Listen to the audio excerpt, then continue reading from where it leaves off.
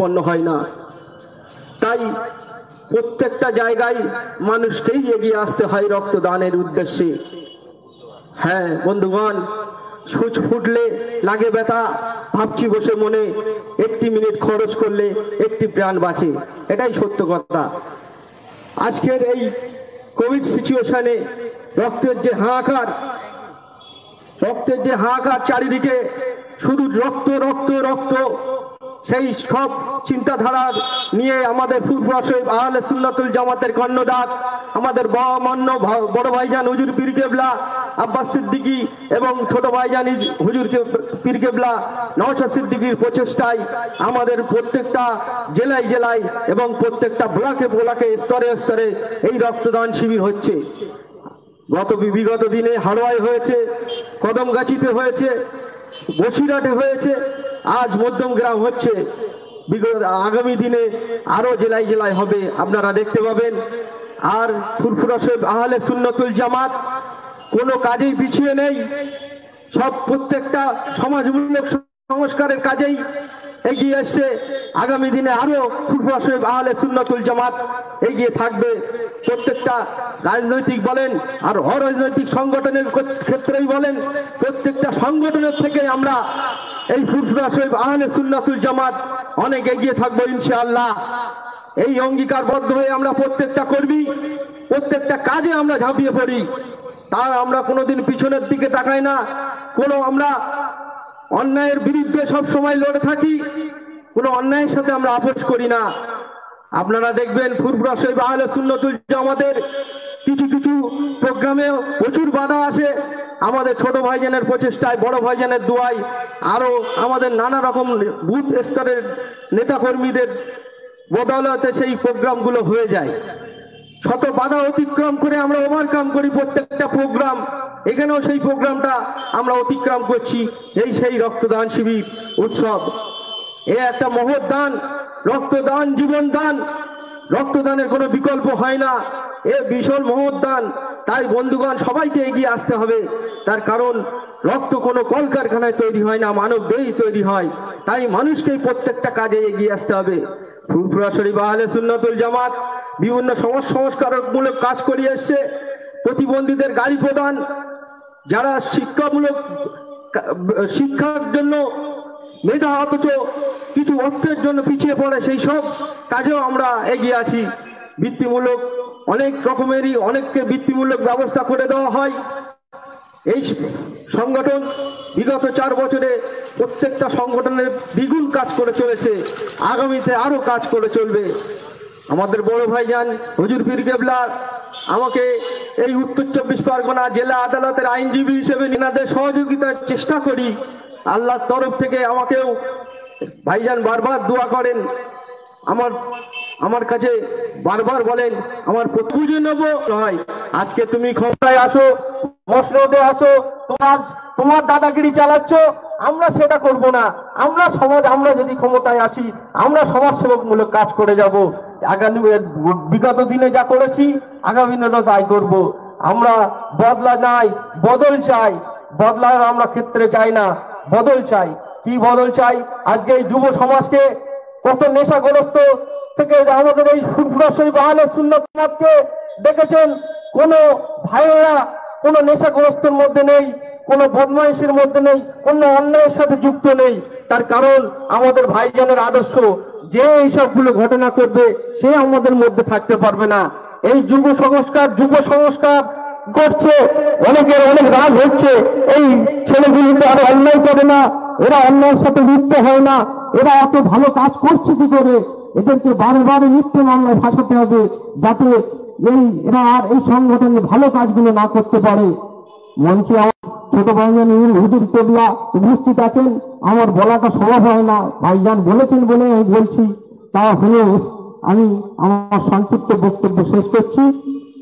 ফুরফুরা শরীফ আহলে সুন্নাতুল জিন্দাবাদ, ভারতবর্ষ জিন্দাবাদ।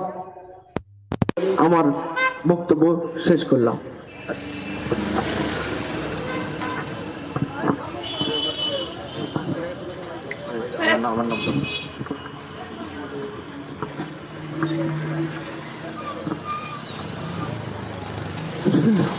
আমি আমি আপনাদের সামনে মাওলানা কুতুবউদ্দিন ভাই সাহেবকে অনুরোধ করছি আজকের রক্তদান শিবির উপলক্ষে এবং আহলে সুন্নাতুল জামাতের উদ্দেশ্য নিয়ে কিছু বলার।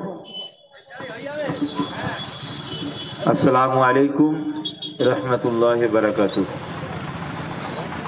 নাহমাদুহু ওয়া নুসাল্লি আলা রাসূলিহিল কারীম, আম্মা বাদ। মঞ্চে উপবিষ্ট আমাদের সকলের প্রাণপ্রিয় পীরজাদা হযরত মাওলানা নওশাদ সিদ্দিকী আল কুরাইশি সাহেব, মঞ্চে উপবিষ্ট বিশিষ্ট আইনজীবী সহ যত ভাই আছেন সংগঠনের হিতাকাঙ্ক্ষী, এবং মাইকের আওয়াজ যত দূর পর্যন্ত যাচ্ছে, প্রতিটা ভাইকে সালাম, শুভেচ্ছা, মোবারকবাদ জানিয়েই আমি ফুরফুরা শরীফ আহলে সুন্নাতুল জামাত এই সংগঠন সম্পর্কে দু একটি কথা আপনাদেরকে বলতে চাই। আমরা বর্তমান সময়ে সারা পশ্চিম বাংলা জুড়ে এই পীরজাদা আব্বাস সিদ্দিকী ভাইজানের নাম এবং এই যে ঝান্ডাগুলো দেখছেন, এই ঝান্ডাগুলো দেখে বর্তমান সময়ে এক শ্রেণীর দুশ্চরিত্রের মানুষরা তারা ভয় পাচ্ছে। মূলত কারণটা কি এটা আপনাদের জানা দরকার। ফুরফুরা শরীফ আহলে সুন্নাতুল জামাত একটা সম্পূর্ণ অরাজনৈতিক সংগঠন, অরাজনৈতিক দল। যে দলের কাজগুলো যদি শোনেন আপনি অবাক হয়ে যাবেন যে বিগত 5 বছরে ফুরফুরা শরীফ আহলে সুন্নাতুল জামাত কি কাজগুলো করেছে। ফুরফুরা শরীফ আহলে সুন্নাতুল, যারা কিনা বেশারামির দিকে চলে গিয়েছিলেন, যারা মদ আসক্ত হয়ে গিয়েছিলেন, শরীফ আহলে সুন্নাতুল জামাত এই ধরনের কাজগুলো করে। আর কি করেছেন ফুরফুরা শরীফ আহলে সুন্নাতুল জামাত? একদিকে যেমন পড়াশোনার ব্যবস্থা করছেন, শিক্ষার ব্যবস্থা করছেন, ঐক্যের ব্যবস্থা করছেন, তার সাথে সাথে এই বাংলার অনেক বুদ্ধি সম্পন্ন মানুষ আছে, ভাই আছে, যাদের মেধা আছে, তারা ভালো পড়াশোনা করতে পারে, তাদেরকে গ্রাম থেকে তুলে নিয়ে যে আরজিকর হসপিটাল থেকে শুরু করে এরকম বিভিন্ন হসপিটালের যে মেডিকেল ক্যাম্প আছে, ডিপার্টমেন্ট আছে, সেই সমস্ত জায়গাগুলো ভর্তি করানোর ব্যবস্থা করছেন। আমরা আজ পর্যন্ত 600 ছেলের উপরে ছেলেদেরকে পড়াশুনো করাচ্ছি। ফুরফুরা শরীফ আহলে সুন্নাতুল জামাত, আপনারা জানেন গত পঞ্চায়েত ইলেকশনে আমার সংগঠনের ছেলেদেরকে তারা কোনো রাজনৈতিক দল করেনি, তারা কাউকে ভোট দেওয়ার কথা বলেনি, তারপরেও তাদেরকে মিথ্যা মামলায় জারহাট থানার একটা জায়গায় ছোট্ট একটা দোয়ার মজলিস করেছিলাম। সেখানে দোয়ার মজলিস করে বাড়ি যাওয়ার পরে আমি ফোন পাচ্ছি যে সেখানে আমার ছেলেদের উপরে মিথ্যা মামলা দেওয়া হচ্ছে। প্লাস ছেলেদের বাড়ি ঘরদোর ভাঙচুর থেকে শুরু করে আমার ছেলেদের উপর রক্তদানের আলোচনার দোয়ার মজলিসের পরেই সেখানে এই রক্ত অর্পণ শিবির ভাইজানকে নিয়ে আমরা করব, সেরকম একটা আলোচনা সভা চলছিল। সেই আলোচনা করার পরেই আমরা এই সোশ্যাল কাজ করার জন্য আলোচনা করার পরেই দোয়া করে আমরা যে যার বাড়ি চলে গেছি। আমার সংগঠনের ছেলেদের বাড়িগুলোকে ভাঙা হয়েছে, আমার সংগঠনের ছেলেদের দোকানগুলো ভাঙা হয়েছে, আমার সংগঠনের ছেলেদের মা যারা নিরীহ, যাদের মধ্যে আজও পর্যন্ত পর্দার খেলাফ হয়নি, সেই সমস্ত মায়েদেরকে হাত পা ভেঙে দিয়েছে। আমরা বলতে চাই আগামী দিন কিন্তু খুব কঠিন। আপনি ভাববেন না যে পশ্চিম বাংলার জমিন শুধু আপনার নামে আছে, আপনি ভাববেন না পশ্চিম বাংলার মানুষ শুধু আপনার আছে। তাই আমরা আগামী দিন আমাদের পীরজাদা হুজুরদের নির্দেশ মোতাবেক আমরা কিন্তু পথে নামতে বাধ্য হব। যেদিন ভাইজানরা আমাদের হুকুম দেবেন প্রতিরোধ করতে, সেদিন কিন্তু আপনারা ঠেকাতে পারবেন না। আমরা জীবন যেমন গড়তে শিখেছি, বন্দুকের হাত থেকে যেমন মানুষকে বাঁচাতে শিখেছি, হাত থেকে মানুষকে বাঁচাতে শিখেছি, তবে ভাববেন না আমরা কিন্তু পিছিয়ে আছি। আমরাও যদি ভাইজানদের নির্দেশ পাই আমরাও কিন্তু পথে নামতে বাধ্য হব। তাই আপনাদেরকে বারবার হুঁশিয়ার দিচ্ছি, বারবার আপনাদের কাছে আমরা রিকোয়েস্ট করছি যে আমাদের ছেলেদেরকে ঘাটাতে যাবেন না। কেন আমার ছেলেদেরকে যখনই সংগঠনের সদস্য হয় তখনই তাকে বলা আছে তুমি দেশদ্রোহী কোনো কাজ করতে পারবে না, তুমি তোমার মা বাপের সঙ্গে অসৎ ব্যবহার করতে পারবে না, তুমি সংগঠনের রুলস নিয়মের খেলাফ চলতে পারবে না। অতএব দেশদ্রোহীর কাজের সঙ্গে আমরা যুক্ত নয়। আপনি যে সংবিধান বিরোধী করছেন, গণতন্ত্র বিরোধী করছেন, দেশ বিরোধী করছেন, এর যাজায়ের বদলা কিন্তু আপনাকে নিতে হবে, এটা আপনার মাথায় রাখা উচিত। প্রশাসনিক ভাই এক শ্রেণীর মানুষ আছে যারা আমাদেরকে প্রশাসনিক দিক দিয়ে প্রচুর পরিমাণে হেল্প করেন, কিন্তু তাদেরও হাত পা বাঁধা ওই সমস্ত অশিক্ষিত মূর্খ বর্বর 10 টাকার পাউন্স খাওয়া, মদের প্যাকেট খাওয়া ব্যক্তিদের হাতে। তাই আমরা আজকের এখানেও বলতে চাই, পুলিশ বন্ধুদেরকে বলতে চাই, প্রশাসনিক বন্ধুদেরকে বলতে চাই, দেশের আইনকে মাথায় রেখে আপনি আপনার কাজ করুন। আপনার আইনে যদি আমি ধরা পড়ি কোনো পরোয়া নেই, আপনার জেলখানায় যেতে আমিও রাজি আছি। বর্তমান সময়ে যারা অরাজকতা তৈরি করছে, বর্তমান সময়ে যারা দেশের জন্য খারাপির কাজ করছে, বর্তমান সময়ে যারা নিরীহ ছেলেগুলোর বাড়ি ভাঙছে, তাদের অ্যারেস্টের ব্যবস্থা করুন, নইলে কিন্তু আগামী দিন আপনারাও পশ্চিম বাংলায় টিকিয়ে রাখতে পারবেন না। দালালি করাটা ছাড়ুন, আপনারা আইনকে হাতে নিন, আইনের পথে চলুন, আইনকে বাস্তবায়ন করার চেষ্টা করুন। ফুরফুরা শরীফ আহলে সুন্নাতুল জামাত আগামী দিন সংগঠনের কর্ণধারের বার্তায় চলবে। আজও সংগঠনের কর্ণধারের বার্তায় চলছে। আমরা লক্ষ্য করে দেখেছি পীরজাদা আব্বাস সিদ্দিকী ভাইজান এই সংগঠনের ব্যানারে ছোট ভাইজানকে দিয়ে এই দেশ বাঁচাবার স্বার্থে, গণতন্ত্রকে বাঁচাবার স্বার্থে, দলিত আদিবাসী মানুষদেরকে বাঁচাবার স্বার্থে এনআরসি ক্যাবের বিরুদ্ধে তিনি যেমন প্রেস কনফারেন্স করেছিলেন, তার সাথে সাথে সুপ্রিম কোর্টে মামলা করেছিলেন। আজকের দিনে সেই মানুষটার সংগঠন, সেই মানুষটার ভাইদেরকে মারার জন্য যারা ঊর্ধ্বতন হচ্ছেন, আপনারা কি করছেন বালিশে মাথাটা দিয়ে একবার ভাববেন। ফুরফুরা শরীফ আহলে সুন্নাতুল জামাত যেদিনকে প্রেস কনফারেন্স করে বলেছিল যে সমস্ত মানুষগুলোকে আমরা ভোট দিয়ে জিতিয়েছি তারা এনআরসি ক্যাবের বিরুদ্ধে ভোট না দিয়ে লোকসভা রাজ্যসভার মধ্যে থেকে তারা বেরিয়ে এসেছিল, তারা সেখানে হাজির ছিল না। কেন, কি জন্য? তার জন্য রাজ্য সরকারে যিনি দায়িত্বে আছেন মাননীয় মমতা ব্যানার্জিকে আমরা বলেছিলাম আপনি তাদেরকে একটু ব্যবস্থা নিন, একটু তাদেরকে ডেকে জিজ্ঞাসা করুন, একটু কৈফিয়ত নিন। শুধু এই কথাটা বলার জন্য, এই কথাটা শুধু প্রেস ক্লাবে বলার জন্য পীরজাদা আব্বাস সিদ্দিকী ভাইজানের বাড়িতে ১৫০০ পুলিশ প্রশাসন দিয়ে তাকে বাড়ি ভাঙচুর করা হয়েছে। বিভিন্ন ছবি ফুটেজগুলো কিন্তু আমাদের কাছে আছে, আমরা যদি বার করে দেই জানবেন হাঁড়ি থেকে বিড়াল বেরিয়ে যাওয়ার মতো কেস হয়ে যাবে। তাই আপনাদেরকে বলি এখনো সময় আছে। ফুরফুরা শরীফ আহলে সুন্নাতুল জামাত সেদিনের কর্ণধার যদি একটা হুকুম দিতেন, পশ্চিম বাংলার জমিনের কোন জায়গায় পানি দেখা যেত না, প্রতিটা পানি রক্তে লাল হয়ে যেত।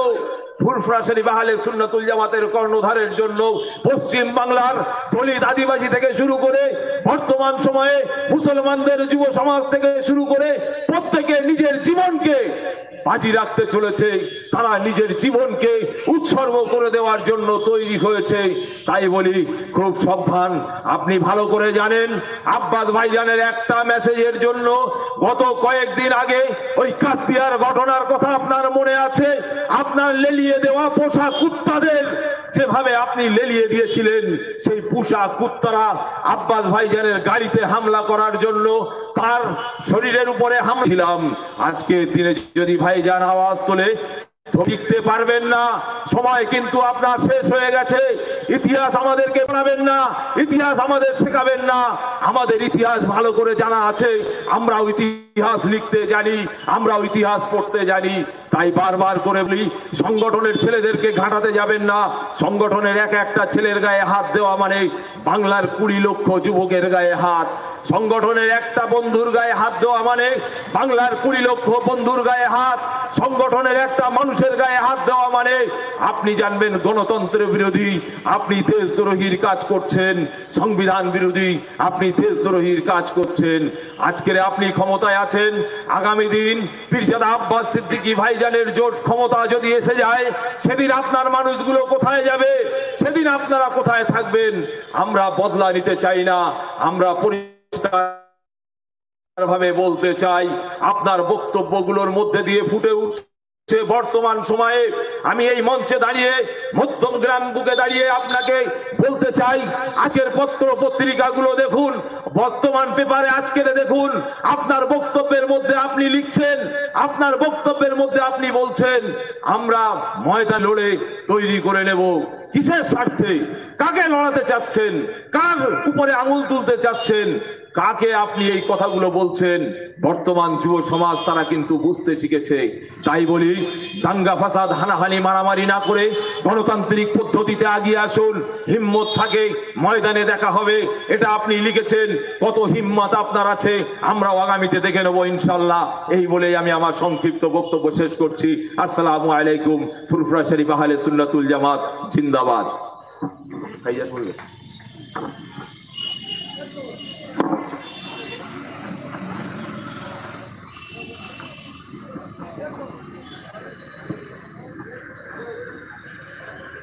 হ্যালো, আমাদের মধ্যে উপস্থিত আছেন গিয়াসউদ্দিন সাহেব। গিয়াসউদ্দিন সাহেব, ওনাকে বরণ করে নেবেন আমাদের ইদ্রিস আলী সাহেব।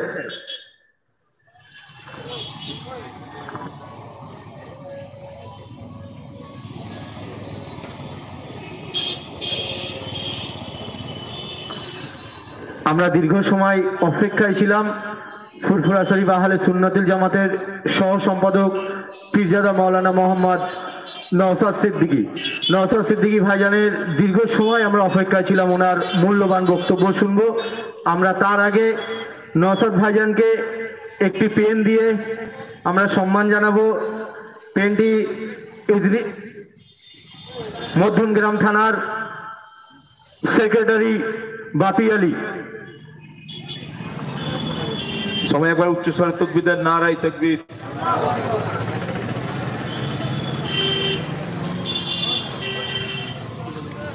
ঠিক ভাইজানও যেন আমাদের হাতে আগামী দিন বোম বন্দুক পিস্তল বাদে এরকম পেন তুলে দেয়, তাই তো নাকি? আমরা এটা চাইছি তো? হ্যাঁ, এটা মাথায় রাখবেন। আর একটা কথা বলি, ফুরফুরা দরবার শরীফের যে নলেজ সিটি আপনারা সবাই জানেন, সেই নলেজ সিটির পূর্ণ রূপ দেওয়ার জন্য ভাইজান রাত দিন 24 ঘন্টা মেহনত করে যাচ্ছেন। তো আমরা সকলে ভাইজানের বক্তব্যগুলো ধীরস্থিরভাবে শুনবো এবং অ্যানালাইসিস করব, চিন্তা করব, চেষ্টা করব যে আগামী দিন কিভাবে চলতে হবে। আসসালামু আলাইকুম রহমতুল্লাহ বারাকাতুহু। ভাই, আমি 24 ঘন্টা মেহনত করিনি, এটা ভুল হচ্ছে বলা। আমি তো ঘুমাই না বলুন, ঘুমানোর সময় কিভাবে মেহনত করব? যতটুকু সময় পাই চিন্তা করি। একদিকে যেমন আমার জাতির চিন্তা করি, অপর দিকে যারা পিছিয়ে আছে, যার নেতৃত্ব আমাদের সাথ দিচ্ছে, সেই সমস্ত জনগোষ্ঠীর কথাও ভাবি।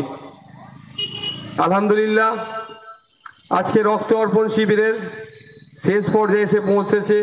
আমি অন্তিম বক্তা। আমার পূর্বে অনেক বক্তা তাদের জ্ঞান গরিমা দিয়ে অনেক কিছু বলেছেন। বিশেষ করে ডক্টর হাফেজ সাইদ সাহেব, তিনার জ্ঞান গরিমা দিয়ে অনেক কথা বলেছেন। হয়তো আমরা সব কথাগুলো বুঝে উঠতে পারিনি, কিন্তু যারা উপস্থিত আছেন অনেকে বুঝতে পেরেছেন বা পারেননি। এটা বোঝার চেষ্টা করুন। আজকে এই টাইমটা এসেছে, আমাদেরকে আজকে ধর্মের লড়াই লাগিয়ে দিয়েছে। তুই হিন্দু, আমি মুসলিম, তুই খ্রিস্টান, তুই পার্সি, তুই জৈন, এই করে আমাদের বিধায়করা, আমাদের এমপিরা কোটি কোটি টাকার প্রপার্টি তৈরি করে নিয়েছে।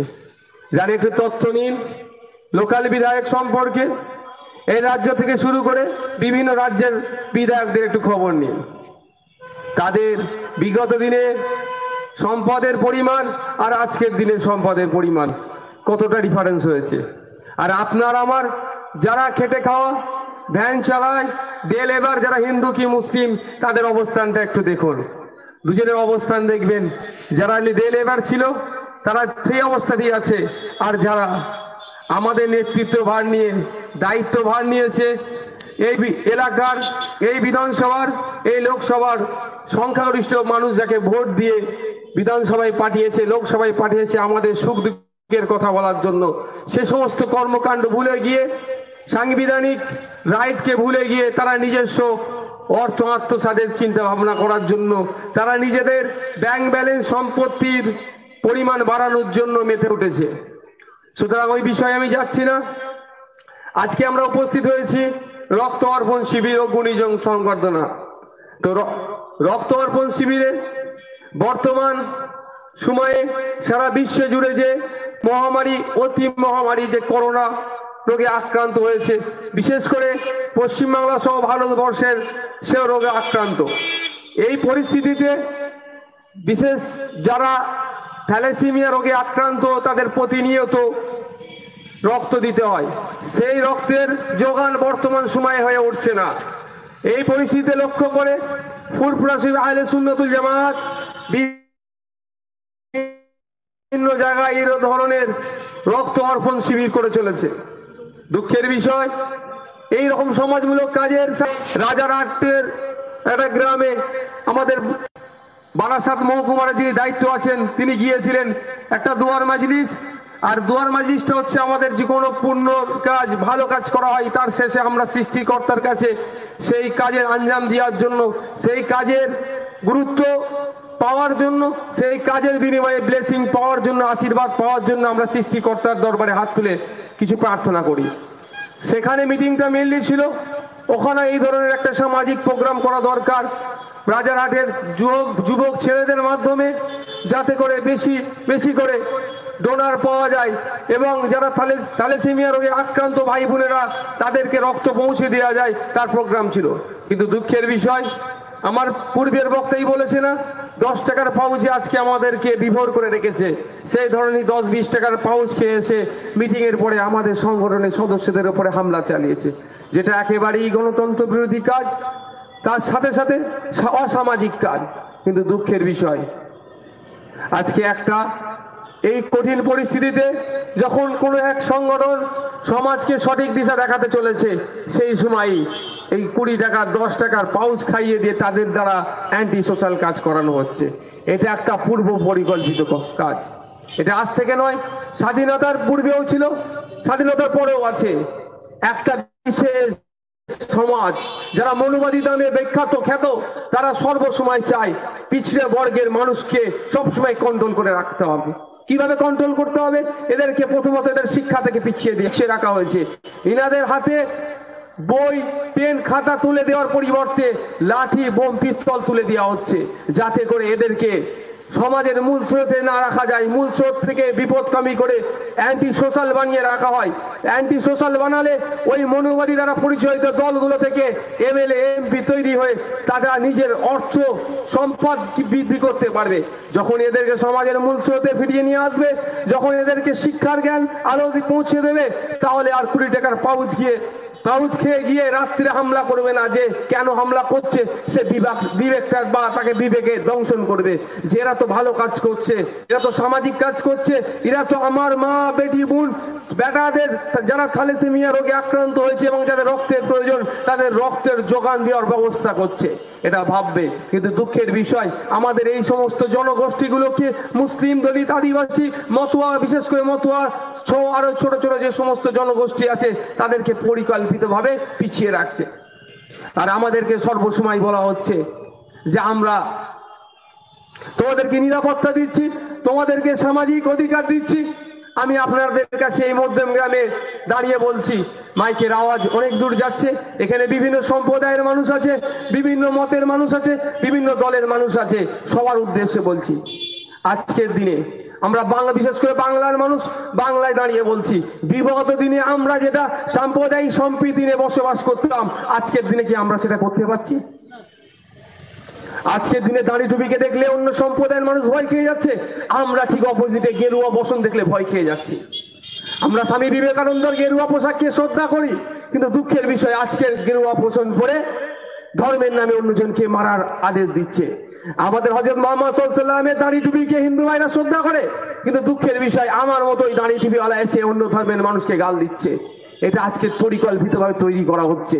এটা এক শ্রেণীর মানুষ আমাদের মাধ্যমে লাগিয়ে দিয়ে আমাদেরকে একে অপর জনগোষ্ঠীকে ডিভাইডেড করার চেষ্টা করছে। ডিভাইডেড করলেই এদের লাভ। এদের এমপি এমএলএ যত বেশি করে বার হবে মনোমতীদের মাধ্যমে, এরা তাদের অর্থ উপর তত বেশি উদ্বিগ্ন হবে, এগিয়ে যাবে। সুতরাং আজকে সময় এসেছে, আজকে কোনো আবেগ দিয়ে ভাবার সময় নয়, আজকে বিবেক দিয়ে ভাবার সময়। আজকে কোন মুসলিম নেতা হিন্দুর মন্দিরে গিয়ে মন্দিরের ঘন্টা বাজলো, এই আবেগে যাবেন না। কোন হিন্দু নেতা এসে মুসলিমের মসজিদে নামাজ পড়লো বা ইফতারের মাহফিলে ইফতার করলে এই আবেগে যাবেন না। আজকের দিনে কোশ্চেন তুলতে হবে আমাদেরকে কিভাবে, আমাদের পিছিয়ে বর্গের জনগোষ্ঠীগুলোকে কিভাবে এগিয়ে নিয়ে যেতে হবে, আমাদের চাকরিতে কিভাবে সংরক্ষণ দেবেন বলুন, আমাদেরকে শিক্ষাতে কিভাবে এগিয়ে নিয়ে যাবেন বলুন। এই আন্দোলন আমাদেরকে তুলতে হবে। বিগত দিনের মতো যদি আমরা আবেগ দিয়ে চলি, ওই তো অমুক নেত্রী অমুক নেতা মাথায় ঘুমটা দিয়ে এসেছিল, কলেমা পাঠ করেছিল, ইহাইজা আমাদের আপন, এ হলে কিন্তু আমাদের সমাজ বেশি দিন এগোবে না। আজকের দিনে লক্ষ্য করলে দেখা যাবে সারা ভারতবর্ষ জুড়ে যদি 1000 স্কলার থাকে, 1000 উচ্চশিক্ষায় শিক্ষিত থাকে, মাত্র 15 জন আমাদের সম্প্রদায় থেকে। কেন? আমাদেরকে তো এত ভালোবাসা দিচ্ছে, যে রাজ্যে যে সরকারি আসুক না কেন, কেন্দ্রে যে সরকারি আসুক না কেন, এত ভালোবাসা দেওয়ার পরে, এত তোষণ করার পরেও তাহলে আমরা এত শিক্ষা ক্ষেত্রে পিছিয়ে আছি কেন? অ্যাকচুয়ালি নামে তোষণ করা হচ্ছে। যে ধরনের তোষণটা ঠিক বিজেপি সরকার হিন্দু ভাইদেরকে বলছে যে আমরা মুসলিমদের হিন্দুদেরকে দেখবো, হিন্দুদের বাঁচানোর জন্য এসেছি, যেরকম সম্পূর্ণ মিথ্যে কথা। ঠিক বাংলাতে যে রাজ্য সরকার, যে সরকারের চলছে, যে সরকারের আন্ডারে রাজ্য চলছে, সে সরকার যেরকম বলছে আমরা মুসলিমদেরকে 99% কাজ করে দিচ্ছি, সম্পূর্ণ মিথ্যে কথা। এখানে অন্য সম্প্রদায়ের মানুষ আছে, তাদের উদ্দেশ্যে বলছি, গত 6 বছর ধরে কেন্দ্র সরকার আসার পরে কোন হিন্দু ভাইটা মুসলিম ভাইদের থেকে আলাদাভাবে ইন্ডিভিজুয়ালি কিছু বেশি পেয়েছেন আমাকে একটু বলতে পারবেন? আর এখানে যে সমস্ত মুসলিম ভাইরা আছে যারা উপস্থিত হয়েছে, বিগত 9 বছর ধরে এই রাজ্যে কোন হিন্দু ভাইদের থেকে বেশি কিছু একটা প্রজেক্ট পেয়েছে আমাকে বলতে পারবেন? কেউ পায়নি। দুটোই আমাদেরকে ফুল বানাচ্ছে, কেউ হিন্দু ভাইদেরকে ফুল বানাচ্ছে, কেউ মুসলিম ভাইদেরকে ফুল বানাচ্ছে। অ্যাকচুয়ালি দুজনই এসেছে কিছু অর্থ এখান থেকে তুলে নিয়ে বিদেশ পাড়ি দেবে। একজন ভাইপোর নামে তুলছে, তো একজন ছেলের নামে তুলছে। সুতরাং আমাদেরকে দেখতে হবে আমাদের ভালোটা কিভাবে পাওয়া যায়। আমাদের ঐক্যবদ্ধ হতে হবে। আমরা এমন একটা প্ল্যাটফর্ম তৈরি করব যেখানে কোনো ধর্মীয় ভেদাভেদ থাকবে না, যেরকম আজকের প্ল্যাটফর্ম। এই রক্ত দিচ্ছে অধিকাংশ মুসলিম সম্প্রদায়ের ভাই বোনেরা, কিন্তু এখানে আমরা কেউ ভাবি নিইনি যে এই রক্তটা কে পাবে। একবারের জন্য ভাবিনি এই রক্তটা কোন বর্ণের মানুষ পাবে, কোন ধর্মের পাবে, কোন জাতির পাবে, একবারের জন্য ভাবিনি। আর এটা ভাবাও উচিত নয়, ভাবাটাও একটা মানুষের কাম্য নয়। কারণ রক্তের যদি আমি ধর্ম দেখি তাহলে জানতে হবে আমি ধ্বংসের দিকে এগিয়ে গেছি, একদম ফাইনাল স্টেজে এসে পৌঁছেছি। আমি যদি ডক্টরের ধর্ম দেখি, আমি যদি পেশেন্টের ধর্ম দেখি, জানবেন আমি একদম আমাদের সমাজ ধ্বংসের ফাইনাল স্টেজে এসে পৌঁছে গেছি। এরপরেই কিন্তু আমাদের ধ্বংস অনিবার্য। সুতরাং আমরা যখন রক্তের ধর্ম দেখি না, পেশেন্টের ধর্ম দেখি না, ডক্টরের ধর্ম দেখি না, তাহলে আমরা আমাদের মানুষত্বের ধর্মতে কেন এগিয়ে যেতে পারছি না? এখানে বিভিন্ন ধর্মের মানুষজন উপস্থিত আছেন, বাজার বিভিন্ন ধর্মের মানুষের আছেন। সবার উদ্দেশ্যে বলছি, আমি যেমন আল্লাহর উপরে বিশ্বাসী, আমার হিন্দু ভাই তার ভগবানের উপরে বিশ্বাসী, খ্রিস্টান ভাই যীশু খ্রিস্টের উপরে বিশ্বাসী। সবার বিশ্বাস তার সৃষ্টিকর্তায় পৃথিবী সৃষ্টি করেছে। যদি আমি আল্লাহ বিশ্বাসী হয় তাহলে আমার বিশ্বাস আমার আল্লাহ সারা পৃথিবী সৃষ্টি করেছে। আর কেউ যদি হিন্দু ধর্মের ভাই, তারা তার ভগবানে বিশ্বাসী, তারাও বলে ভগবান সারা পৃথিবীকে সৃষ্টি করেছে। যেই সমস্ত ভাইরা যীশু খ্রিস্টায় বিশ্বাসী, সে তাদের বক্তব্য যীশু খ্রিস্ট সারা পৃথিবী সৃষ্টি করেছে। যদি প্রত্যেকের সৃষ্টিকর্তা যদি সব পৃথিবী সৃষ্টি করে থাকে, তাহলে আমি কি হলাম অপর ধর্মকে আমি আগুন তুলে কথা বলার? আমার আল্লাহ যদি হিন্দু ভাইকে সৃষ্টি করে থাকে আমার ধর্মীয় বিশ্বাস থেকে, আমার হিন্দু ভাই যদি ধর্মীয় বিশ্বাস থেকে সারা পৃথিবী সৃষ্টি করে থাকে, তাহলে তাদের ধর্মীয় বিশ্বাস হলো তাদের ভগবান আমাদেরকেও সৃষ্টি করেছে। আমার খ্রিস্টান ভাইয়ের যদি বিশ্বাস থাকে তার যীশু খ্রিস্ট সমস্ত পৃথিবীকে সৃষ্টি করেছে, তাহলে তার যীশু খ্রিস্ট কিন্তু আমার মুসলিমকেও সৃষ্টি করেছে। তার ধর্মীয় বিশ্বাসের জায়গা থেকে বলছি, যদি ধর্মীয় বিশ্বাস থাকে সারা পৃথিবীকে সৃষ্টি করেছে, তাহলে আমি কেন এক বর্ণের হয়ে অন্য বর্ণের বিরুদ্ধে কথা বলছি? এই কথা বলার রাইট কোনো সৃষ্টিকর্তা আপনাকে দেয়নি, আমার আল্লাহ দেয়নি, আপনার ভগবান দেয়নি, আপনার যীশুখ্রিস্ট দেয়নি। কারণ আপনার যীশুখ্রিস্ট, আপনার ভগবান, আমার আল্লাহ, এই পৃথিবীর সৃষ্টিকর্তা আমরা যখন মেনে নিচ্ছি, তাহলে আমি একে অপরের বিরুদ্ধে কেন কমেন্ট পাস করছি?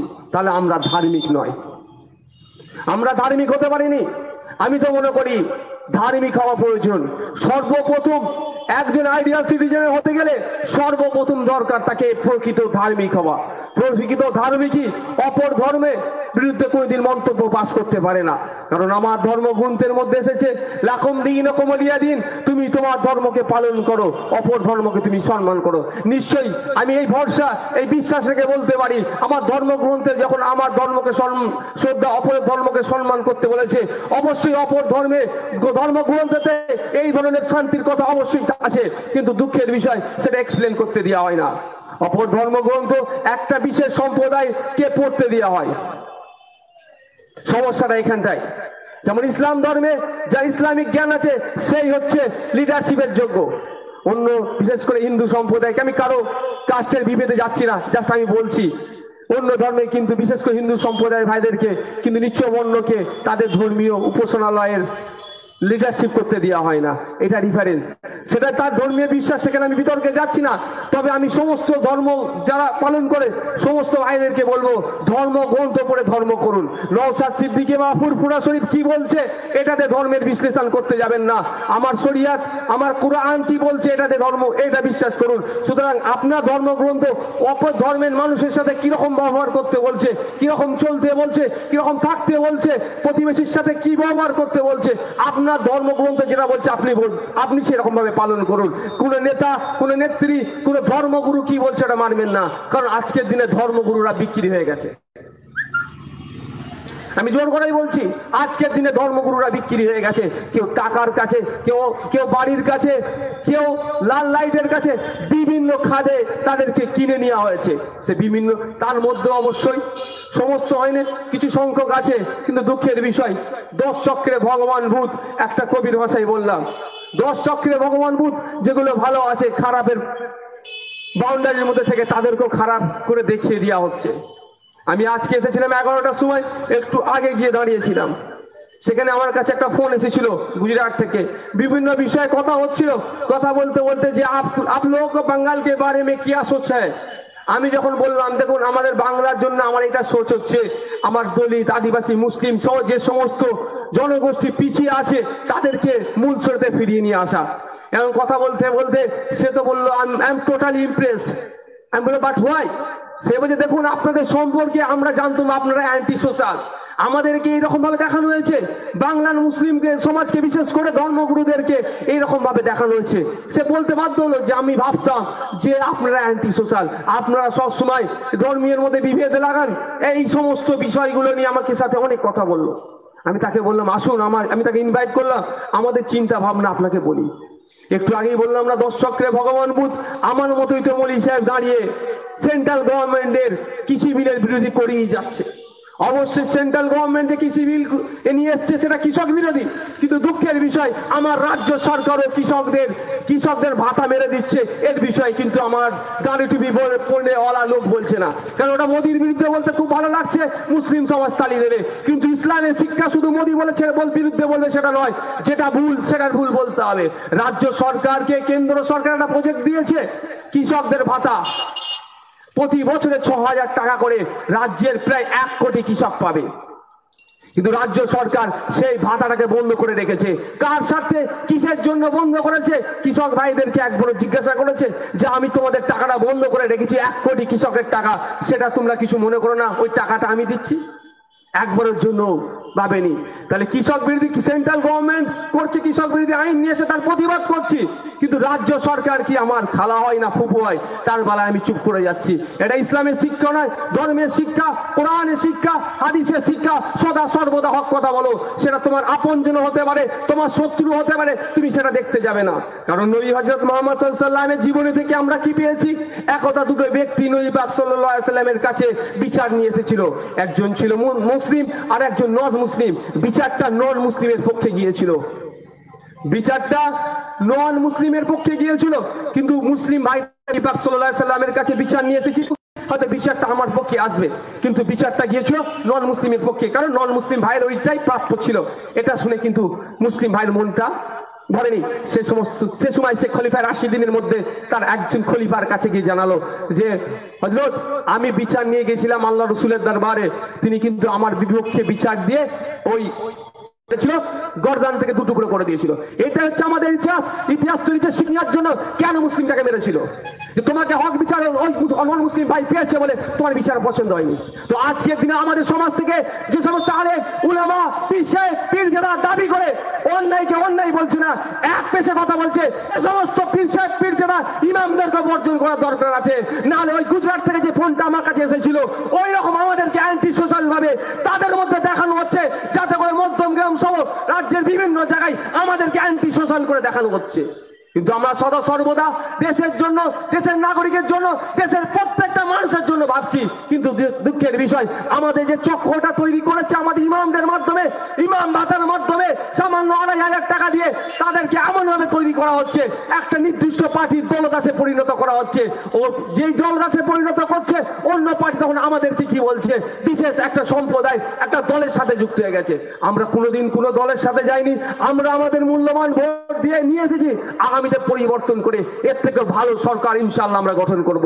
সুতরাং আমাদের ইমামকে 2,500 টাকা ভিক্ষা দিয়ে আমাদের সমাজকে আপনি বিবেচিত করতে যাবেন না, সমাজকে বিশ্লেষণ করতে যাবেন না, কারণ ওই রকম ইমাম যারা 2,500 টাকায় বিক্রি হয়েছে, প্রতিটা বাড়িতে আমাদের 2.5 কোটি মুসলমানের মধ্যে 2 কোটি ইনশাআল্লাহ ওই রকম ইমাম আমরা তৈরি করে রেখে দিয়েছি। যে কোনো টাইম ওদেরকে মেম্বার থেকে উৎখাত করে ফেলে দিয়ে তার জায়গায় নতুন একটা দেওয়ার মতো সাবস্টিটিউট আমরা রেডি করে রেখেছি। সুতরাং আমরা এই জায়গা থেকে বিশেষ করে যারা অন্য সম্প্রদায়ের ভাইরা আছে তাদের উদ্দেশ্যে বলছি, আমার মতো নেতা নেত্রীকে দেখে ইসলামকে বিচার করতে যাবেন না। আজকের এখানে দাঁড়িয়ে আমি একটা অন্য ধর্মের বিরুদ্ধে কথা বলে দিয়ে চলে যাব, কালকে আপনি বলবেন মুসলিম সমাজই খারাপ। না ভাই, একদম সেটার দিকে মাথা দিতে যাবেন না, কারণ আমাকে দেখে ইসলাম নয়, ইসলামকে দেখে আমার ইসলাম সম্পর্কে যদি কিছু জানতে হয়, কিছু বুঝতে হয়, সেটা কোরআন আর হাদিস পড়ুন। ওখান থেকে যদি কোশ্চেন থাকে আপনি আমাদেরকে জিজ্ঞাসা করবেন, আমরা বিশ্লেষণ করব, যদি না পারি আপনার কাছে আমি জেনে নেব। দুঃখের বিষয়, আজকের দিনে আমাদের একটা সমাজকে ভাড়া করা হচ্ছে। পীর সাহেব, পীরজাদা, ইমাম, হাফেজ, বলনেওয়ালা, বক্তাদের ভাড়া করা হচ্ছে, প্রতিনিয়ত কেন্দ্র সরকারের বিরুদ্ধে বলা হচ্ছে। অবশ্যই কেন্দ্র সরকার যে ভুল নীতিগুলো নিচ্ছে তার বিরুদ্ধে আমরা সদা সোচ্চার হব, কিন্তু বিশেষ করে বলানো হচ্ছে এটা টার্গেট করিয়ে দেওয়া হচ্ছে, এটা টার্গেট করিয়ে দেওয়া হচ্ছে। আমরা বুঝতে পারছি না, আমরা মোদির নামে 2টো বাজে মন্তব্য করব, তালি পড়বে, খুব ভালো লাগছে, কিন্তু যে আমাদেরকে তালি দেওয়ার ব্যবস্থা করছে তার চরিত্রটা একবার দেখা দরকার। আমাদেরকে বলছে মুসলিম তোষণ করছে, 99% কাজ করে দেওয়া হয়েছে। বিগত 6 বছরের কথা বলছি, কেন্দ্র সরকার থেকে যে অর্থ মাইনরিটিদের ডেভেলপমেন্টের জন্য পাঠানো হয়েছে তার কত % খরচ করেছে দিদিমণি একটু জবাব দিতে পারবে? দিতে পারবে না। মাত্র 20% কম, একটু আগে পরে খরচ করে প্রায় 80, কম বেশি 80% টাকা পাঠিয়ে দিয়েছে। আমাদেরকে এত দিদিমণি তোষণ করছে, এত তোষণ করছে আমাদেরকে, আমাদের উন্নয়নের টাকাটাও পাঠিয়ে দিচ্ছে। ভাবতে অবাক লাগবে, আনএডেড টিচারদের সাথে কিরকম দুর্ব্যবহার করছে। কলকাতা রাজপথে তারা আন্দোলনে নেমেছিল, যেখানে 2,500 টিচার্স আছে, যেই টিচার্সদের মধ্যে মুসলিম নন মুসলিম সব মিলিয়ে আছে প্রায় 40,000 কম বেশি ছাত্র ছাত্রী আছে, যেখানে মুসলিম নন মুসলিম বিশেষ করে যারা পিছিয়ে বর্গের আছে, যেমন আদিবাসী ভাইদের থেকে বাচ্চারা সেই সমস্ত মাদ্রাসায় পড়াশোনা করে। এমএসকে এসএসকে মাদ্রাসায় 40,000 ছাত্র ছাত্রী আছে। তাদের দাবিটা কি ছিল? যে ছাত্র ছাত্রীদের মিড ডে মিলের ব্যবস্থা করা হোক। তাদের দাবিটা কি ছিল? স্কুল সামগ্রিক দেওয়া হোক। তাদের দাবিটা কি ছিল? শিক্ষকদের সাম্মানিক ভাতা দেওয়া হোক। এই আন্দোলন নিয়ে যখন তারা রাজপথে নেমে তাদের বারাসাতের কথা বলছি, আমি আগে ছিলাম একটা, এখন খেলা অবশ্য ছেড়ে দিয়েছি, আমি ন্যাশনাল লেভেলের ভলিবল প্লেয়ার ছিলাম। বারাসাতে অনেক আপনার ডাক বাংলো মোড়েও খেলে গিয়েছি, ওখানে আমার ফ্রেন্ডের বাড়ি। আমি বিভিন্ন সময় প্র্যাকটিসের সময়, ইউনিভার্সিটির ক্যাম্পের সময়, হয়তো কোনো সময় কল্যাণীতে পড়লো ক্যাম্প, কোনো সময় নৈহাটিতে পড়লো, আমার ফুরফুরা শরীর থেকে নৈহাটি আসাটা অনেক সকালে ডিফিকাল্ট হতো। আমার নন মুসলিম ভাইয়ের বাড়ি এসে আমি থেকেছি, খেয়েছি। প্রথম দিন যখন আমি এসেছিলাম তখন আমি বাইরে থেকে খেয়ে এসেছিলাম, আমি বাইরে থেকে খেয়ে বাড়িতে গিয়েছিলাম। আমার বন্ধুর মা আমার উপরে পুরো খেপে ফায়া, সেই দিন শুধু আমি বলেছি মা আমি মাসিমা আমি খেয়ে এসেছি, আমার সাথে আর কথা বলেনি, বললো শুধু কি দরকার ছিল আসা, মানে এতটা ছেলের মতো ভালোবেসেছিল। তারপর দিন আমি ইচ্ছাকৃতভাবে থাকলাম, তাদের বাড়ি খাওয়া দাওয়া করলাম, সেই বন্ধুর সাথে এক বেড শেয়ার করে আমি তার বাড়ি থেকেছিলাম, বারাসাতে বাড়ি আমার বন্ধু রৌনক ঘোষ নামে, জেনে নিতে পারবেন। তো তার বাড়িতে থেকেছি, খেয়েছি খেয়েছি, হঠাৎ সে ভাই আমাকে, তাহলে কত আমার সাথে ক্লোজ, কিন্তু দিদিমণি আমাদেরকে এত তোষণ করে বুঝাতে যাচ্ছে আমার অত ক্লোজ ফ্রেন্ড, যার বাড়িতে গিয়ে আমি থেকেছি, যার মা আমি খেয়ে বাড়িতে খেয়ে গেছিলি বলে আমার উপরে রাগান্বিত হয়ে গিয়েছিল, সেই বাড়ি থেকে সে তার মাথায় কিভাবে ঢুকলো বিষটা। তোলমানরা বিজেপির ভয় দেখে ঘরে ঢুকে যাবে, একটা নির্দিষ্ট পার্টির হয়ে যাবে, আর হিন্দু ভাইদেরকে বিজেপির দিকে ঠেলে দেবে। বিজেপি ক্ষমতায় থাকবে, দিদিমণি বা দিদিমণির টিমের লোকেরা অপোজিশনে থাকবে, ভালোই করে গট আপ করে সরকার চালাবে, আর লুটপাট করবে, প্রতিবাদ করার লোক থাকবে না। একটু ভেবেছেন? আমার অত ক্লোজ ফ্রেন্ডও আমাকে কোশ্চেন করলো, আমি তাকে বললাম ভাই, তখন তাকে বলেছিলাম ভাই কেন্দ্রে তো তোদের সরকার আছে, আর কি মেরে বলেছিলাম কেন্দ্রে তো তোদের সরকার নাকি আছে, তুই চাকরি পাসনি কেন সেন্ট্রাল গভর্নমেন্টের? সে তখন বলেছিল সব বকবাস রে ভাই, কেউ আমাদের নয়। আমি বললাম ঠিক, আমাদের সেম কেস। আমরাও জানতাম যে আদিবাসী ভাইদের জন্য একটা বিশেষ সংরক্ষণ আছে, কতটা ভাই ইমপ্লিমেন্ট হয়? আমরা দলিত ভাইকে এসসি ভাইকে দেখে করি যে ওদের সংরক্ষণ আছে, ওরা পেয়ে যাবে। আমি বলতে চাই এই স্টেজ থেকে যে কতটা পার্সেন্ট ইমপ্লিমেন্ট হয়েছে। আদিবাসী ভাইদের সংরক্ষণ আছে, দলিত ভাইদের আছে, মুসলিম ভাইদের আছে সংরক্ষণ, কিন্তু কতটা বাস্তবে রূপ পেয়েছে, সত্যি কি ইমপ্লিমেন্ট হয়েছে? সংরক্ষণ অনুযায়ী কি চলছে? চলছে না। গণতন্ত্রকে মান্যতা দেওয়া হচ্ছে না, শুধু মুখে বলে হচ্ছে করে দেবো করে দেবো করে দেবো, মুখে বলছে সাংবাদিকদের স্বাধীনতা আছে, কিন্তু দেখুন সেই স্টেট গভর্নমেন্ট হোক সেন্ট্রাল গভর্নমেন্ট হোক, সরকারের বিরুদ্ধে খবর করলে তার চ্যানেলকে বন্ধ করার প্রয়াস চালাচ্ছে।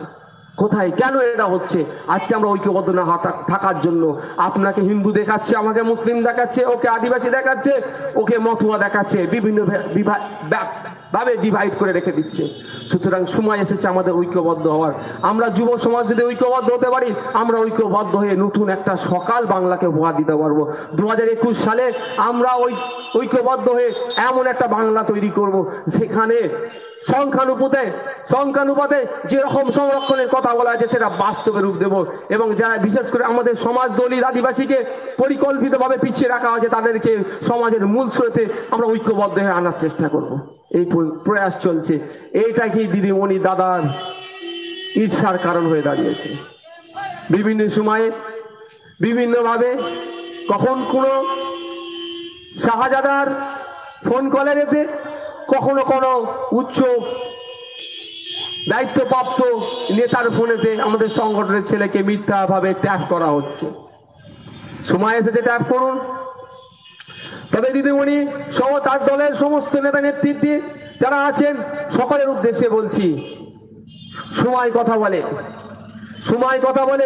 স্বাধীনতার পরে 24 বছর কংগ্রেস সরকার বাংলাতে ছিল, তারা ভেবে নিয়েছিল হয়তো আমি সারা জীবন থাকবো, যতদিন না পৃথিবী ধ্বংস হচ্ছে ততদিন পর্যন্ত থাকবো। কিন্তু 24 বছর তাদের আয়ু ছিল। 24 বছর পরে তাকে বাংলার জনগণ, আপামার জনগণ তাদেরকে গদি থেকে গদিচ্যুত করেছিল।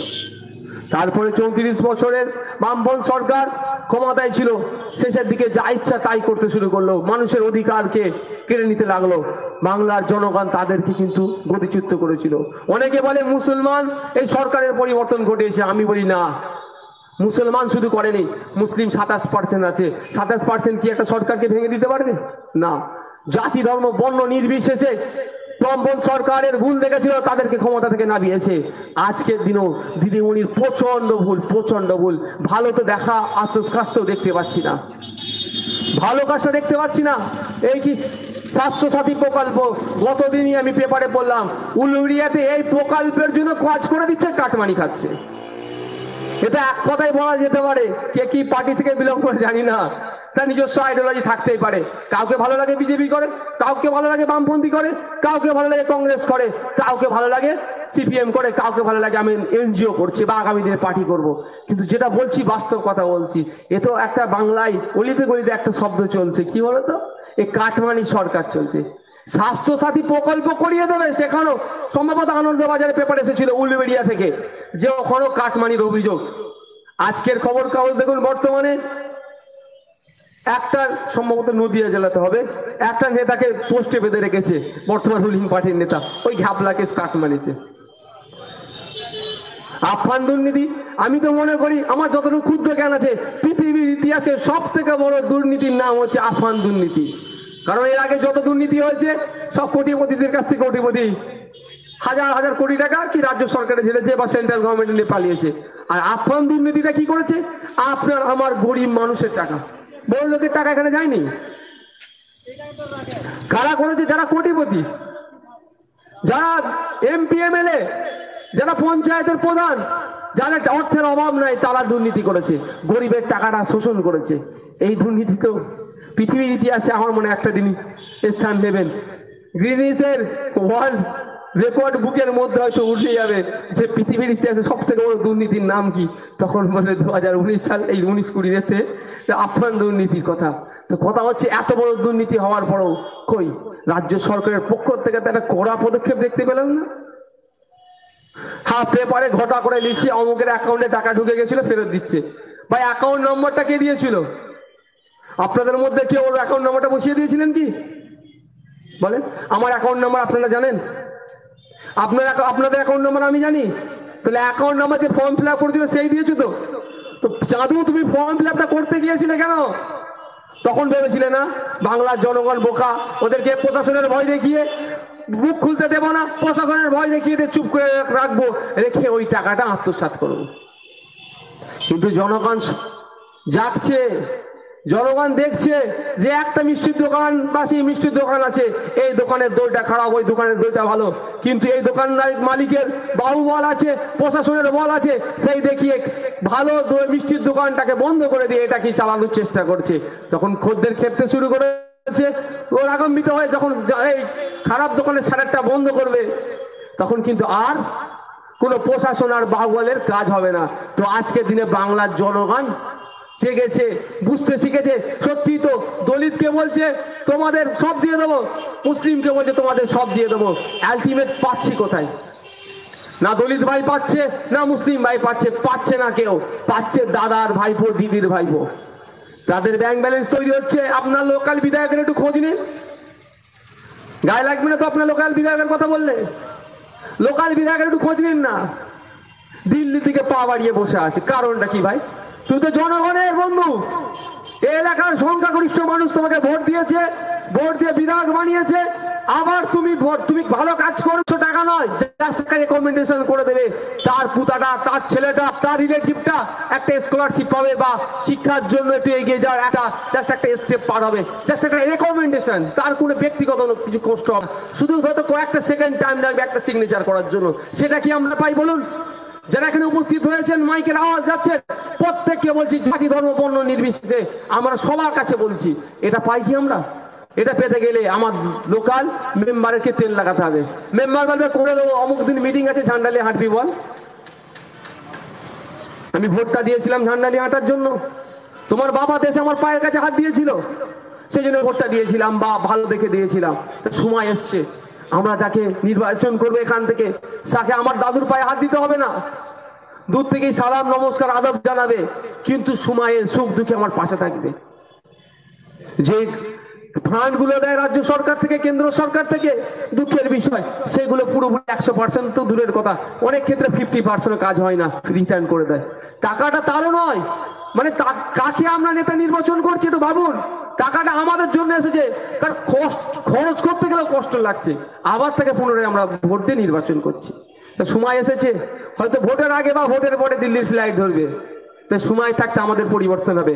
আমাদের ঘরের ছেলেকে সে যে জাতি হোক, ধর্ম হোক, বর্ণ হোক, দেখার দরকার নেই, আমরা দাঁড় করাবো, আমরা নির্বাচন করে আমাদের এলাকার ছেলেকে আমরা এখানেই রাখবো।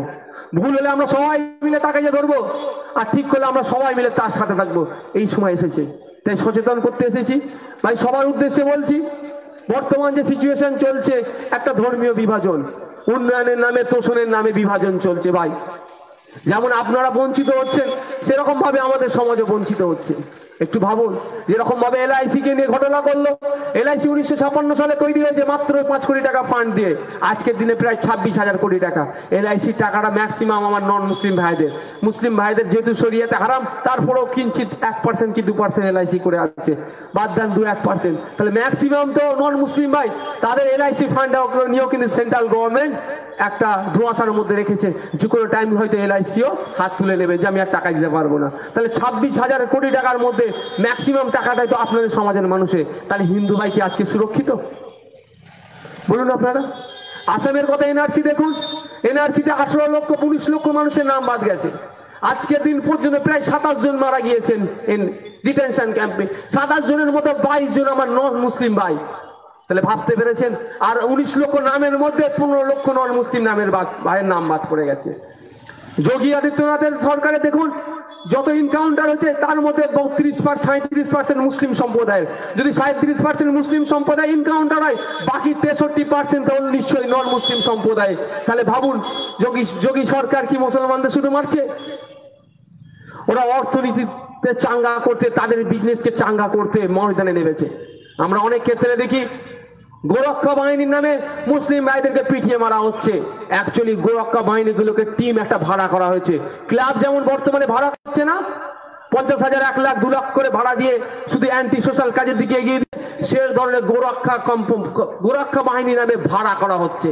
এখানে যদি কোনো ভাই থেকে থাকেন তাদের উদ্দেশ্যে বলছি, আপনারা একটু ভাবুন গোরক্ষাটা কিরকম ভাবে আপনাদের ভাড়া করে ইউজ করা হচ্ছে গোরক্ষা বাহিনীর নামে। ভারতবর্ষের টপ মোস্ট 10টা বিফ এক্সপোর্ট কোম্পানির মধ্যে 9টা হচ্ছে নন মুসলিম কোম্পানি। তারা এই দেশ থেকে বিফ এক্সপোর্ট করে। আমি সৌদি আরবে গিয়ে এই আমাদের রাজ্যের আমাদের ইন্ডিয়ার আমি গোমাংস কিনে খেয়েছি। সেটা আমি খেয়েছি ইন্ডিয়ান টাকায় 1200 টাকা কিলো। ইন্ডিয়ান টাকায় আমি আমার দেশের বিফ এক্সপোর্ট হয়েছে সেখানে গিয়ে খেয়েছি আমি 1200 টাকা কিলো। আর আজকে আমি আমার রাজ্যে কত খাই? 150-175 টাকা। একটু ভাবুন কোথায় মাথা মারছে? কেন গোরক্ষার নামে আপনারা আমার সমস্যা তৈরি করছে? জেলে যাচ্ছে, তাদেরকে জামিন করাচ্ছে কারা? ওই কোম্পানিগুলো টাকা দিচ্ছে, যেমন রাজ্য সরকার টাকা দিচ্ছে ক্লাবগুলোকে অ্যান্টি সোশ্যাল কাজ করাচ্ছে, ওই কোম্পানিগুলো টাকা দিচ্ছে গোরক্ষার টিমগুলোকে যে তোরা ওরা যত কর, তোরা পিটিয়ে মার, তোদের কেস কাবারি সব আমরা দায়িত্ব নিয়ে নেব। ধর্মীয় আবেগের কাজে সবাই ঠান্ডা হয়ে যায়। যে এইখানে যদি কেউ নাড়ের তো আল্লাহ একবার দিয়ে দেয়, সে যে কেউ বলি আমি আপন। এখানে যদি দুর্গা ঠাকুরের নামে কেউ জয়ধ্বনি দেয় তাকে মনে হবে আপন। কিন্তু দুঃখের বিষয়, যে স্লোগান দিচ্ছে ধর্মের নামে, অ্যাকচুয়ালি সে তার স্বার্থ সিদ্ধির জন্য দিচ্ছে না সত্যি সে তার ধর্মকে সম্মান দিয়ে দিচ্ছে, এটা আমরা দেখছি না। তো গোরক্ষার নামে ওরা কিন্তু বিদেশে যখন যাচ্ছে, যেমন আমি সৌদিতে গিয়ে খেয়েছি, বা একটা ব্রাহ্মণ সমাজের ভাইয়ের দ্বারা পরিচালিত ওই কোম্পানিটা, ওখান থেকে গোমাংস চলে যাচ্ছে বিশ্বের বিভিন্ন মুসলিম কান্ট্রিতে। বাংলাতে ইন্ডিয়াতে গোমাংস খাওয়া অপরাধ, কিন্তু এই গোমাতাকে দেশে জবাই করে হালাল করে, অবশ্যই আমি বলছি 100 বার। আমরা যদি আমাদের যারা জবাই করে আল্লাহ জানে কি করে রাত বিরেতে জবাই করে, কিন্তু এই যে এক্সপোর্ট হয় বিফ 100% আপনাকে বলছি হালাল করে যায় মাংসটা। কারণ ওখানে ল্যাবরেটরিতে টেস্ট হয়, প্রত্যেকটা পাউচ যে প্যাকেটে করে যায় হেভি আইস প্যাক থাকে, প্রত্যেকটা কিন্তু খুলে টেস্ট করে তারপরে কাস্টমারদের দেওয়া হয়। সেখানে হালাল কি এক ঝটকায় করা হয়েছে, সেখানে টেস্ট হয়। সুতরাং ইন্ডিয়া থেকে গোমাতাকে হালাল ভাবে জবাই করে বিদেশে এক্সপোর্ট করা হচ্ছে, তাতে কোনো সমস্যা নাই। ইন্ডিয়ার অধিবাসী খেলে সমস্যা কেন? এটা তৈরি করা হচ্ছে টাকা দিয়ে, কিছু মানুষকে উগ্রতার দিকে ঠেলে দিয়ে, তাদেরকে দিয়ে অরাজকতা করে যাতে গোমাংস বন্ধ করে দেওয়া হয় ইন্ডিয়াতে। এইটা আমি বিদেশে বিক্রি করে আমি পুঁজিপতি হব। কর্ণাটকে একটা বিফ এক্সপোর্টার আছে, বিফ এক্সপোর্ট কারখানা আছে, সেখানে 1200 একর জমির ওপরে। ভাই ভাবুন, যারা গোমাতাকে যে সমস্ত সম্প্রদায়ের মানুষরা মা বলে সম্মান করে, তার সম্মানকে আমি শ্রদ্ধা জানাই। আমার তার ধর্মীয় ভাবাবেগকে আমি কোনোদিন আঘাত দিতে পারি না, তাদের উদ্দেশ্যে বলছি। ভাবুন 1200 একর জমির ওপরে বিফ এক্সপোর্টের কারখানা আছে, সেগুলোকে কবে বন্ধ করবেন বলুন? আমি আজকের দিনে একজন পীর পরিবারের পীর খানদানের বাড়ির ছেলে হয়ে মুসলিম সমাজের আমাকে বলে নাকি কিছু দায়িত্বপ্রাপ্ত হয়ে গেছে, সেটা আলাদা বাদ দিন। আমাকে কিছু মানুষ ভালোবাসে, অন্তত আমার সার্কেলের ভাইদেরকে আমি চ্যালেঞ্জ দিয়ে বলছি গোমাংস খাওয়া বন্ধ করে দেবো। চলুন আগে ওই 1200 একর জমির কর্ণাটকের বিফ এক্সপোর্ট কোম্পানিটাকে বন্ধ করি। এটা ভাবুন, চলুন ইউপির আল কাবির বিফ এক্সপোর্ট কোম্পানিটাকে বন্ধ করি।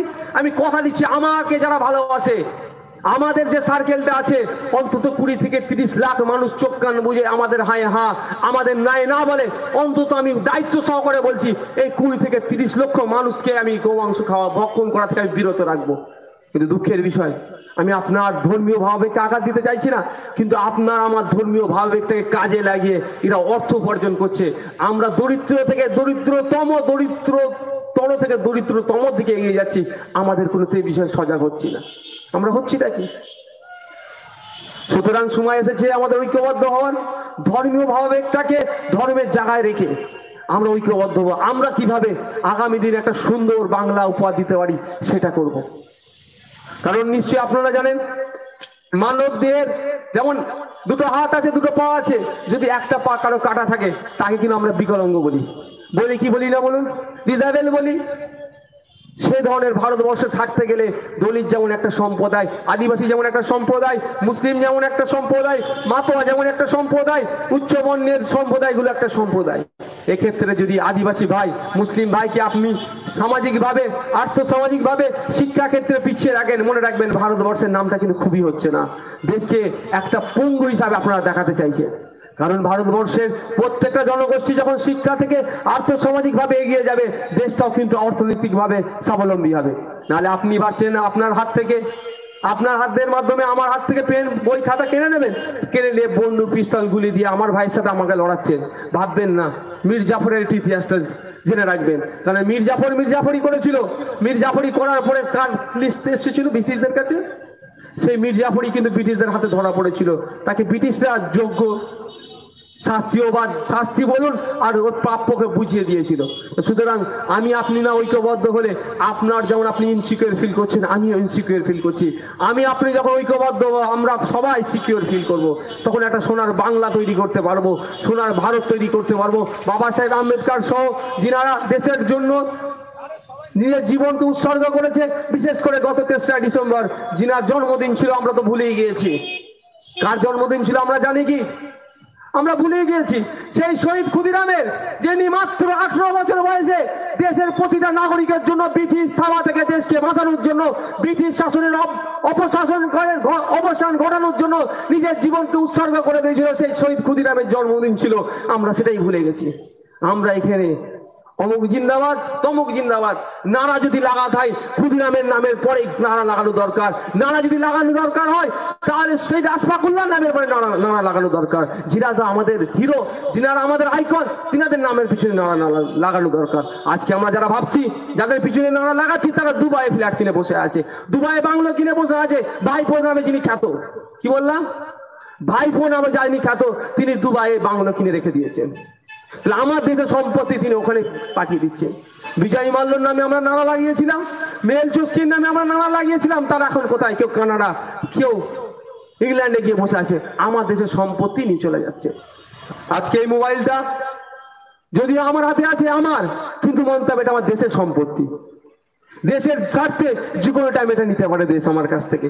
যখন এই মালটা, এই জিনিসটা, এই মোবাইলটা দেশের বাইরে চলে যাচ্ছে, এটা কিন্তু আমাদের আর হচ্ছে না, তোর বিদেশে চলে যাচ্ছে। আমার দেশ থেকে হাজার হাজার কোটি টাকা দেশের বাইরে চলে যাচ্ছে, সেটা আমার দেশের সম্পত্তি যাচ্ছে। আপনি যদি ক্ষতির কথা বলেন, আমি জাস্ট একটা সামান্য দৃষ্টিকোণ থেকে বোঝাচ্ছি। আমরা তো 15% আছি, আমি তো বলবো আমাদের 15%-এর ক্ষতি হচ্ছে, ওরা তো 85% আছে। কিন্তু এই আমরা ওরা করতে গিয়েই কিন্তু আমার দেশ গোল্লায় যাচ্ছে। আমরা ওরা করছি, আর জিডিপি মাইনাসে চলছে। আমরা ওরা করছি, এয়ার ইন্ডিয়া থেকে 1,26,000 কর্মচারীকে ছাঁটাই করে দিচ্ছে।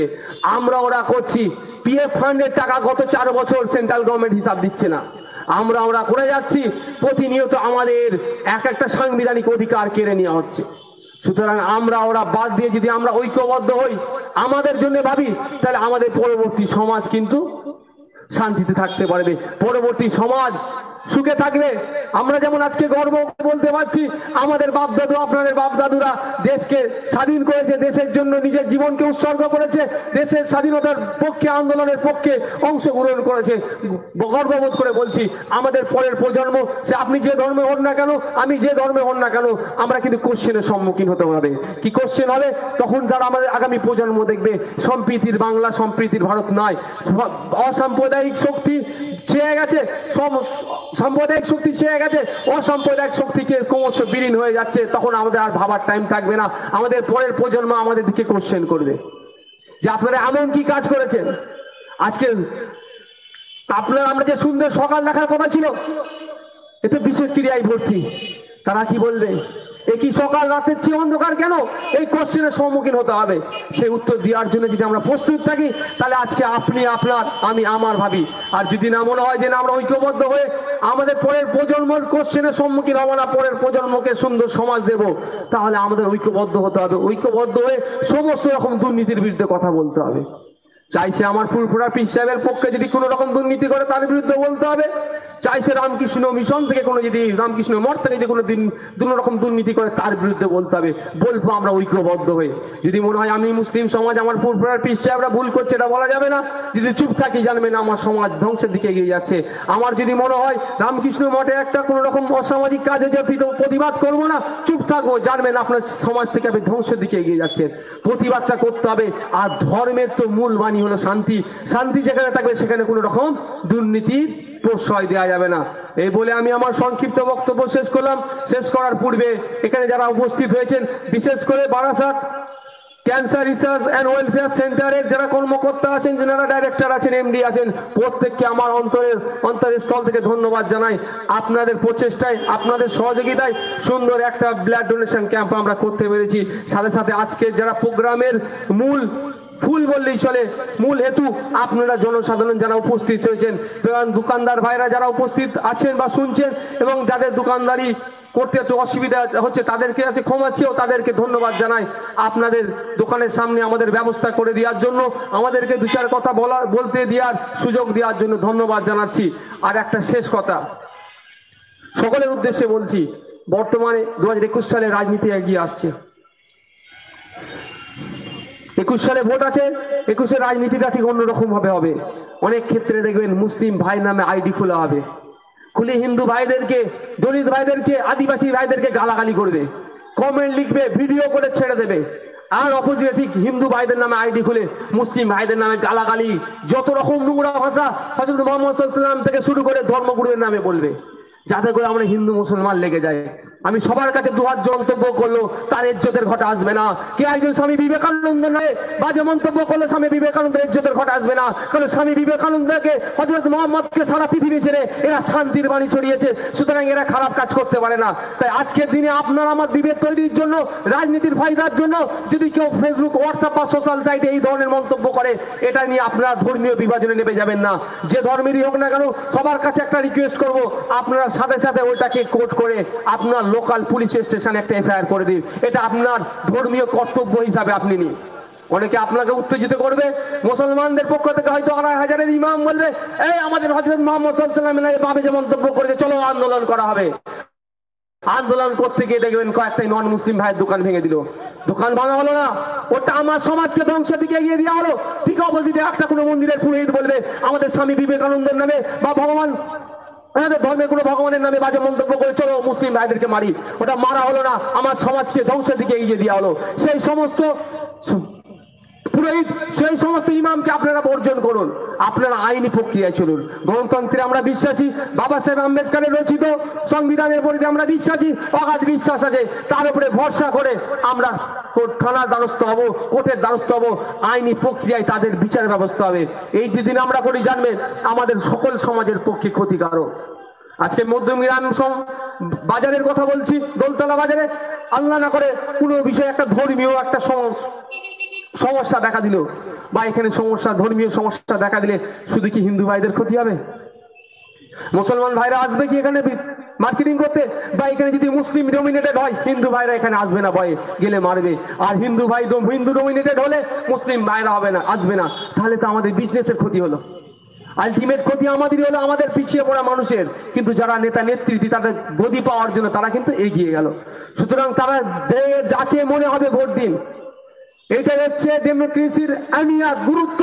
সংবিধান আমাদের এই ক্ষমতাটা দিয়েছে, আমি আমার ভোট প্রদান করতে পারবো। আমাকে যদি ভালো লাগে আমি বিজেপিকে ভোট দেবো, আমাকে যদি ভালো লাগে আমি নাস্তিকতায় বিশ্বাসী বামপন্থীকে ভোট দেবো, আমাকে যদি ভালো লাগে বর্তমান কাঠমানি সরকার দিদিমণিকে ভোট দেবো, আমাকে যদি ভালো লাগে সেকুলার কংগ্রেসকে ভোট দেবো। সেটা আমার ব্যক্তিগত ব্যাপার। আমার যদি ভালো লাগে আমি নোটাতে ভোট দেবো। সুতরাং আপনি আপনার ভোটটা, মূল্যবান ভোটটা আপনার যে জায়গায় মনে হয় ভালো হবে সমাজের জন্য, দেশের জন্য, জাতির জন্য ভালো হবে সেখানে দিন। কিন্তু ভোট দেওয়ার আগে যে আপনাকে আমার মাইন্ডটাকে কনভার্ট করার জন্য, ধর্মীয় বিভাজন তৈরি করবার জন্য পেরা সচেষ্ট হয়েছে, সেইগুলো থেকে আপনি আমাকে বর্জন থাকতে হবে। এই বলে আমি আমার সংক্ষিপ্ত বক্তব্য শেষ করলাম। অনেক ভাষণবাজি করলাম, কিছু মনে নেবেন না। সুযোগ পেয়েছি, বাপ বেটা দাদা কাকাকে একসাথে পেয়েছি, আমার কিছু মত শেয়ার করলাম। আমার মতের সপক্ষে বিপক্ষে কারো যদি কিছু কথা বলার থাকে, আমি আপনাদের উদ্দেশ্যে সকলকে বলছি, এসে আমাকে ওপর স্টেজে বলুন যে ভাই তোমার এটা ভুল হয়েছে, বা বাবা তোমার এটা ভুল হয়েছে, তুমি এটা ঠিক করে নেবে। আমি কথা দিচ্ছি আপনাদের ছেলে হিসাবে, আপনাদের ভাই হিসাবে, আপনাদের বেটা হিসাবে আমি ঠিক করে নেব। কারণ আমরা আমাদের সমাজের থেকে একটু লিড দিই।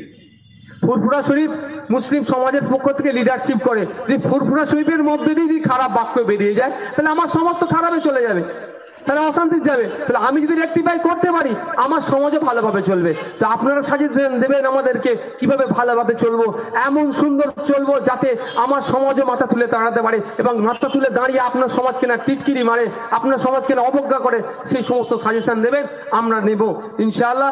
এই বলে সংক্ষিপ্ত বক্তব্য শেষ করলাম। আবারও বলছি, আমার বক্তব্যতে কেউ ব্যক্তিগতভাবে নেবেন না, কাউকে বা কোনো ধর্মীয় সেন্টিমেন্ট হিসাবে নেবেন না। আমি অ্যাজ এ ইন্ডিয়ান, সাথে সাথে একজন বাঙালি ভাই হিসাবে আমার বাংলার ভাই বোনদের সাথে আমি মতামত শেয়ার করলাম। আমার মতামত কাউকে ভালো লাগতে পারে, কাউকে খারাপও লাগতে পারে। খারাপ যে লিখেছেন, যার কাছে লাগে আমাকে মাফ করবেন, আমাকে ক্ষমার চোখে দেখবেন, এবং যাতে আমি ভালো কিছু করতে পারি তার সাজেশন আমাকে দেবেন। এ বলে আমার সংক্ষিপ্ত বক্তব্য শেষ করলাম। মোবারকবাদ আমাদের সকলের প্রাণ প্রিয় ছোট ভাইজান, অত্যন্ত গুরুত্বপূর্ণ তিনি কথা বললেন। সত্যিই তো বর্তমান সময়ে এক শ্রেণীর মানুষ, তারা নিজেদের স্বার্থ চরিতার্থ করার জন্য, নিজেদের পুঁজিপতি বানানোর জন্যই হিন্দু মুসলিমের মধ্যে দাঙ্গা লাগিয়ে রেখেছে, হিন্দু মুসলিমের ভেদাভেদ করে রেখেছে। তাঁর এই মূল্যবান কথা বলার জন্য আমরা একটা কথা বলি, গতকাল কি প্রোগ্রাম ছিল না আমাদের, গত পরশু দিন আমাদের ব্লাড একটা ক্যাম্প ছিল। সেখানে ডাক্তার কৌস্তব রায়রা টাইটেলটা কি আনে, উনি ডাক্তারবাবু এসেছিলেন, আমাকে একটা কথা বলতে বলেছিলেন যে ভাইয়ান আপনাদেরকে তো অনেকজন মানে, তো আপনি বিশেষ করে মাস্ক পরার কথা বলবেন, কারণ যে শীতকালটা আগে আসছে প্রচুর ভয়ানক, এই করোনা কোভিড-19কে নিয়ে প্রচুর ভয়ানক অবস্থা আকার ধারণ করবে। তো আপনি যেখানে যেখানে যান একটু মাস্ক পরার কথা বলবেন। এখানে যারা উপস্থিত হয়েছেন বা মাইকের আওয়াজ যেখানে যতদূর যাচ্ছে, আমি সেই আমার ডক্টর কৌস্তব দাদার কথাটাকে আমার মুখ দিয়ে ব্যক্ত করছি। আমরা কিন্তু বিশেষ করে মাস্কটাকে ব্যবহার করার চেষ্টা করব। যখন এই সামাজিক জায়গায় এসেছি বা রাস্তাঘাটে বার হয়েছি, বাড়ি থেকে বার হয়েছি, আমরা ওইদিকে ধ্যান রাখবো। কারণ একটা কলকাতা পিজি হসপিটাল এই অতি মহামারী থেকে যেন পৃথিবীবাসী নিরাপদ স্থান পায় এবং মহামারী যেন বিলুপ্তি ঘটে, এই সৃষ্টিকর্তার কাছে আমি দোয়া চাই। তো তিনি অত্যন্ত মূল্যবান কথা আমাদের কাছে তুলে ধরলেন। আমরা আমাদের সংগঠনের পক্ষ থেকে এবং মধ্যমগ্রাম থানা শাখা কমিটির পক্ষ থেকে ভাইজানকে একরাশ ধন্যবাদ, মোবারকবাদ জানিয়ে, তবে ফুরফুরা শরীফ আহলে সুন্নাতুল জামাতের একটা ছোট্ট নিয়ম, যেটা হচ্ছে আমরা মহান আল্লাহ পাকের পবিত্র কালামুল্লাহ শরীফ দিয়েই শুরু করি, শেষে সেই